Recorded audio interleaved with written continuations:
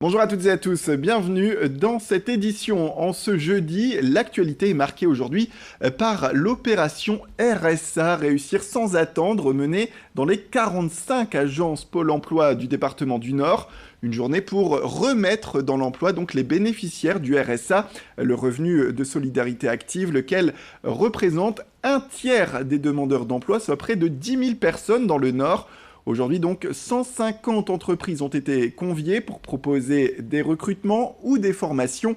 Les demandeurs d'emploi ont également rencontré des organismes spécialisés afin de travailler sur la mobilité, la confiance en soi, mais également la mise en valeur des compétences. Explication complémentaire avec cette interview menée par Rémi Desremeaux. Pôle emploi, le département et la région s'associent pour une mise en œuvre qui permettra par cette occasion de pouvoir allier et l'emploi, la formation, ainsi que toutes les aides à mobiliser dans ce cadre-là pour un public spécifique, en l'occurrence ici les bénéficiaires du RSA. On entend bien ici l'ensemble des bénéficiaires du département 59. L'action est menée conjointement sur l'ensemble des agences Pôle emploi, c'est-à-dire 45 sites, plus également les maisons départementales de l'insertion de l'emploi. Bien plus que de l'information, c'est réellement donc une journée de rencontre et de recrutement où les personnes pourront rencontrer directement les entreprises. Et c'est toute l'originalité de cette mise en œuvre du 14 qui était de pouvoir préparer en amont les publics pour qu'ils soient ce jour-là les plus performants dans le cadre de leur dynamique de recrutement. Dans le cadre de la 3e édition des Assises des mobilités et de l'accessibilité de la métropole lilloise, la MEL et Alstom ont présenté le doublement des rames de la ligne 1 du métro lillois. Un géant du transport qui mesurera 52 mètres de long contre 26 aujourd'hui. Il va aussi permettre la modernisation du système de pilotage automatique en 2021 et l'arrivée de 27 nouvelles rames en 2023. L'objectif est la modernisation du système qui va permettre la diminution de la maintenance et également, il faut le rappeler, une communication directe entre les trains grâce à l'intelligence embarquée. La ligne 1 rénovée verra des métros donc sans cloison entre les voitures pour optimiser l'espace et elle comportera des zones dédiées aux personnes à mobilité réduite, sans oublier des écrans d'information avec également un système de vidéoprotection intégré. Idil Gunay est allé rencontrer les personnes en charge de ce projet. Vous avez une rame extrêmement moderne, donc une rame BOA, c'est-à-dire ouverte, sans partition entre les voitures, de 52 mètres au lieu de 26 mètres.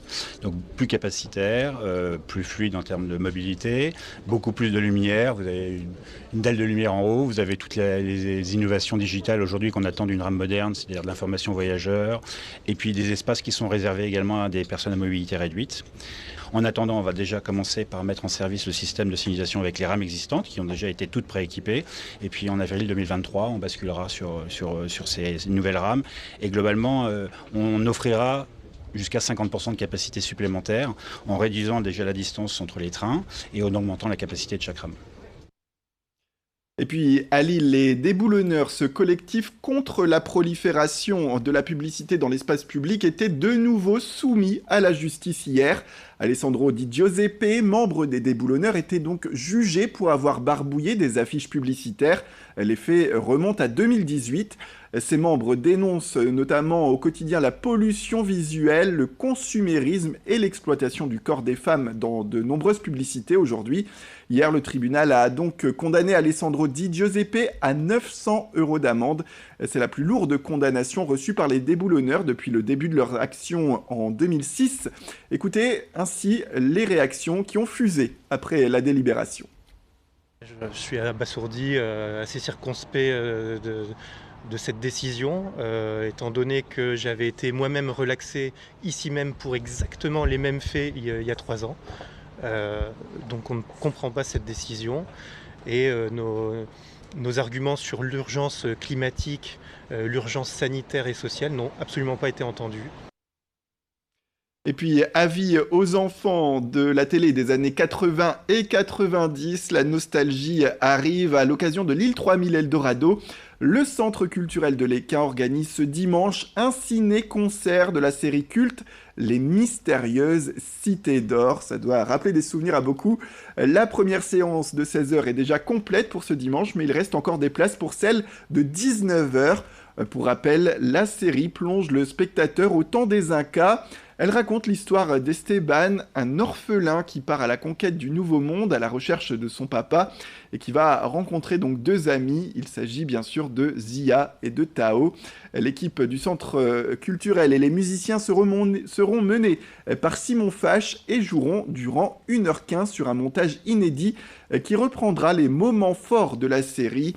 Rémi Desremeaux a suivi l'une des répétitions cette semaine. Attention, c'est en images et bien sûr en musique.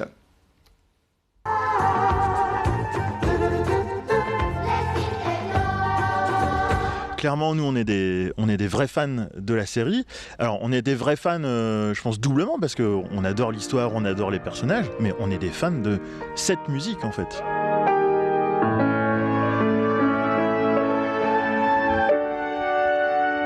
Le film est là et il y a la musique, donc il y a des gens dans le public qui regardent le film, il y a des gens dans le public qui regardent l'orchestre, et des gens qui regardent les deux, ça, chacun a sa sensibilité. Tandis que nous, comme on est quand même parti de 39 fois 20 minutes à réduire en 1h15, à un moment on s'est dit, tiens, qu'est-ce qu'on pourrait faire pour que ce soit cool à ce moment-là? Et donc on s'aménage une belle plage de musique pour faire des solos d'instruments. De toute façon, arrêtez d'insister, on ne donnera pas les surprises. Voilà, faut venir, c'est tout. Voilà, et puis on termine avec cette information. Souvenez-vous, la maternité de Tourcoing avait suspendu les accouchements depuis le 25 septembre, faute de médecins disponibles. Eh bien, sachez que 4 gynécologues ont donné leur accord pour rejoindre le service du CH Dron d'ici le mois de février prochain. Mais aucune date de reprise des naissances n'a pour l'instant été communiquée.